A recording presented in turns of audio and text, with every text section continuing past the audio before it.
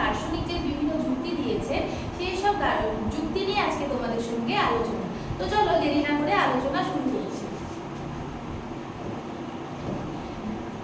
দেখো, ব্যক্তিতান্ত্রিক লক্ষ্যের সমর্থনে প্রকৃতিবাদী দার্শনিকের যে যুক্তি রয়েছে সেটা হচ্ছে প্রকৃতিবাদের প্রবক্তা জ্যাক রুসো। ঠিক আছে, জ্যাক রুসো 1712 থেকে 1778 বলেন যে everything is good as it comes from the hands of author of nature, but everything degenerates in hands of man. অর্থাৎ সমাজ একটি কলুষিত প্রতিষ্ঠান। এই সমাজ হচ্ছে একটি কলুষিত প্রতিষ্ঠান। জন্মাবস্থায় শিশু আসে নির্মল ও নিষ্কলুষ অবস্থায়। একটি শিশু যখন জন্মগ্রহণ করে তার মধ্যে কিন্তু কোনো হিংসা বিবাদ কোনো কিছুই থাকে না। সে কিন্তু একেবারে নির্মল ও নিষ্কলুষ হয়ে জন্মগ্রহণ করে, কিন্তু পরবর্তীকালে সমাজে তাকে কলুষিত করে তোলে। তাই শিক্ষার দ্বারা ব্যক্তিকে উন্নত করতে হবে। ঠিক আছে, শিক্ষার দ্বারা ব্যক্তিকে উন্নত করতে হবে, কিন্তু সমাজের বাইরে রেখে। সমাজের জটিলতা তাকে কিন্তু বুঝতে দেওয়া যাবে না। সমাজের যে জটিলতা থাকে, হিংসা বিবাদ থাকে, সেগুলো থেকে শিশুকে দূরে রাখতে হবে। তাই এখানে বলেছে যে ব্যক্তিকে উন্নত করতে হবে, কিন্তু সমাজের বাইরে রেখে।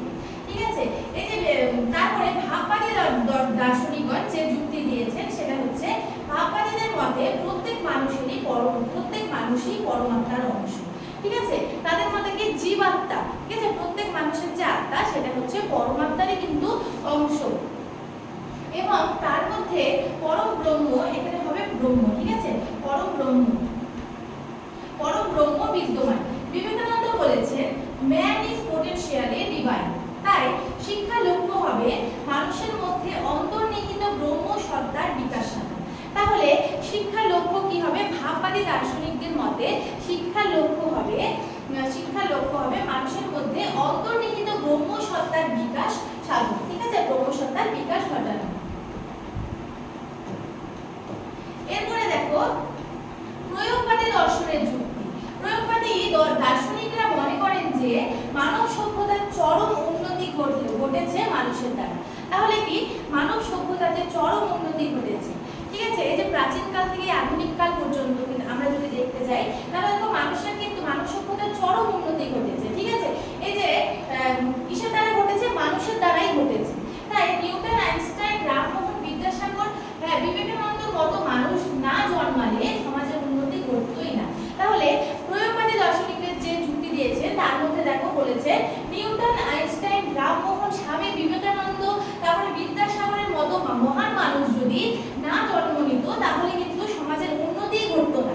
ঠিক আছে, উন্নতি ঘটতো না। সুতরাং শিক্ষার লক্ষ্য হওয়া উচিত ব্যক্তির একক বিকাশ। তাহলে শিক্ষার লক্ষ্য কি হওয়া উচিত? ব্যক্তির একক বিকাশ। ঠিক আছে, এরপরে দেখো জীব বিজ্ঞানীরা যে যুক্তি দিয়েছে, হ্যাঁ, তার মধ্যে রয়েছে প্রত্যেক মানুষ নিজস্ব সত্তা নিয়ে জন্মগ্রহণ করে। ঠিক আছে, একটি শিশু যখন জন্মগ্রহণ করে সে কিন্তু অনন্য সত্তার অধিকারী হয়, এবং এই যে আমরা এত মানুষ রয়েছি, ঠিক আছে, সবার কিন্তু আলাদা আলাদা সত্তা থাকে। তাই আলাদা আলাদা সত্তা নিয়ে কিন্তু জন্মগ্রহণ করে। জিন তত্ত্ব অনুযায়ী তার বৈশিষ্ট্য পরিবর্তন করা সম্ভব নয়। তার কিন্তু বৈশিষ্ট্য আমরা পরিবর্তন করতে পারবো না জিন তত্ত্ব অনুযায়ী। ঠিক আছে, তাই শিক্ষার কাজ হবে সেই সব বৈশিষ্ট্যকে সংরক্ষণ করা এবং বিকাশ ঘটানো। সেই সব যে বৈশিষ্ট্য, ঠিক আছে, এই যে প্রত্যেক মানুষ নিজস্ব সত্তা নিয়ে জন্মগ্রহণ করে এবং এর যে বৈশিষ্ট্য, হ্যাঁ, এইসব বৈশিষ্ট্যকে সংরক্ষণ করতে হবে এবং এর বিকাশ ঘটাতে হবে। ঠিক আছে, এরপরে দেখো মনোবিজ্ঞানের যুক্তি অনুযায়ী কি বলেছে। মনোবিজ্ঞানীদের মতে প্রতিটি ব্যক্তি অনন্য সত্তার অধিকারী। ঠিক আছে, প্রতিটি ব্যক্তি কি অনন্য সত্তার কিন্তু অধিকারী। শারীরিক, মানসিক, প্রাথমিক দিক থেকে প্রত্যেক মানুষ পৃথক। ঠিক আছে, শারীরিক, মানসিক এবং প্রাথমিক দিক থেকে প্রত্যেক মানুষ পৃথক, কিন্তু তাদের যে বিভিন্ন সত্তা থাকে সেটাও কিন্তু পৃথক। প্রতিটি ব্যক্তি যাতে নিজস্ব স্বতন্ত্র সত্তা অনুযায়ী বিকাশের সুযোগ পায় সেটাই হবে শিক্ষার লক্ষ্য।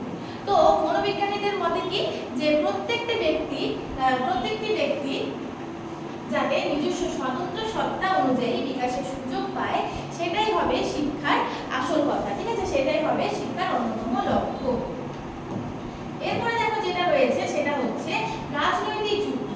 রাজনৈতিক যুক্তিকে গণতান্ত্রিক যুক্তি অনুযায়ী প্রতিটি ব্যক্তির মধ্যেকার সুপ্ত সম্ভাবনাগুলির বিকাশ ঘটানোই হচ্ছে শিক্ষার লক্ষ্য।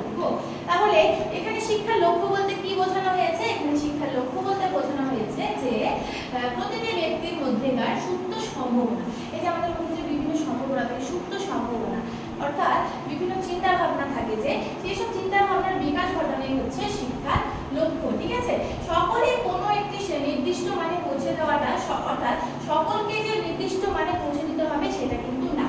ঠিক আছে, শিক্ষার লক্ষ্য সেটা না। হ্যাঁ, প্রত্যেকের ক্ষমতা অনুযায়ী তার পূর্ণ বিকাশ ঘটানোই হচ্ছে শিক্ষার লক্ষ্য।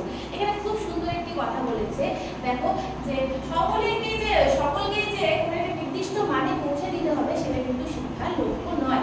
তাহলে শিক্ষার লক্ষ্য কি?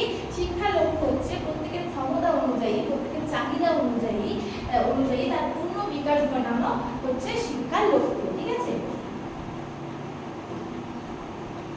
তাহলে শিক্ষার ব্যক্তিতান্ত্রিক লক্ষ্য যে রয়েছে তার সমর্থনে বিভিন্ন দার্শনিক যে যুক্তি দিয়েছে সেই সব বিষয় নিয়ে তোমাদের সঙ্গে আলোচনা করব। তো আজকের আলোচনার বিষয় আমার এতটুকুই ছিল। ভিডিওটি শেষ করার আগে